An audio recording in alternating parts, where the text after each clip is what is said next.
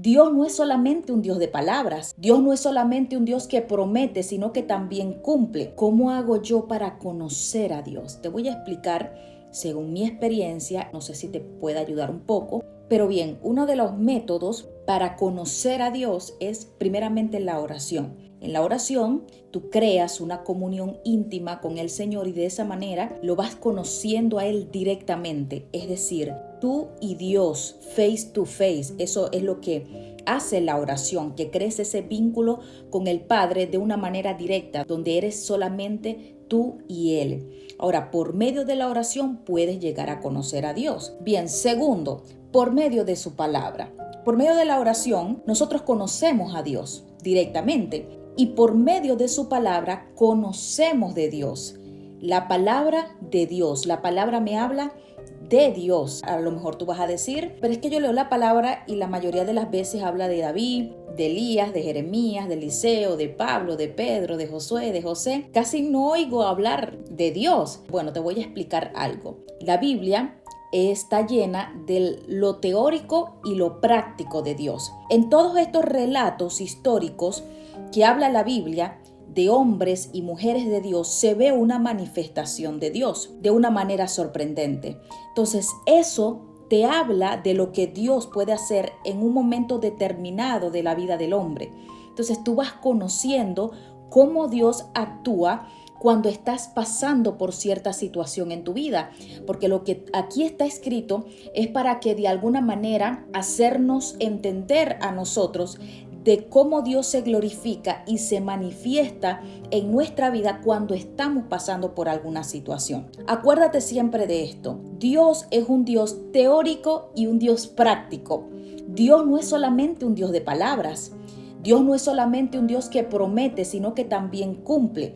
Y en la palabra, en el libro de Isaías, capítulo 43, verso 2, para que entiendan lo que estoy diciendo, dice: cuando pases por las aguas, yo estaré contigo, y si por los ríos, no te anegarán. Cuando pases por el fuego, no te quemarás, ni la llama arderá en ti. Esto básicamente es algo teórico. Es algo que Dios le está diciendo al pueblo que va a hacer si a ellos se les presenta esta situación. En otras palabras, es teórico, pero podemos ver la práctica. ¿Dónde? Cuando el pueblo de Israel tuvo que pasar por en medio del Jordán. ¿Qué fue lo que ocurrió ahí? El Señor abrió el Jordán para que ellos puedan pasar y las aguas no hicieron nada en ellos, no se ahogaron, porque Dios no es solamente un Dios que promete, sino que también cumple. Ahora, en ese mismo versículo dice lo siguiente: cuando pases por el fuego, no te quemarás, ni la llama arderá en ti. ¿Dónde puedo ver yo lo práctico de Dios? Con Sadrach, Mesach y Abednego, cuando fueron lanzados al horno de fuego.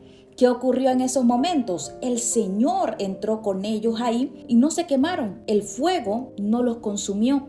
Ellos salieron vivos porque tenían la presencia de Dios. Entonces, para que me entiendas un poco mejor, todo lo que Dios nos dice en su palabra, Él lo lleva a la práctica. ¿Sí me entiendes? Entonces, si Dios te prometió que iba a estar contigo o nos prometió a nosotros que iba a estar hasta el fin del mundo, eso Él lo lleva a la práctica. No solamente se queda en palabras ni en promesa, como Él mismo lo hizo aquí en su palabra. Es por ello que no solamente vamos a escuchar decir: mira, todo lo puedo en Cristo que me fortalece, o en paz me acostaré y asimismo dormiré. No solamente vemos teorías acerca de Dios, sino que también vemos a un Dios manifestándose en la práctica, para que nosotros tuviéramos la certeza y la convicción de que lo que Dios promete, Él lo cumple. ¿Me entiendes? Entonces, todo esto te va a ayudar a conocer a ese Dios. Si estás pasando por un problema, por una necesidad y no hayas qué hacer,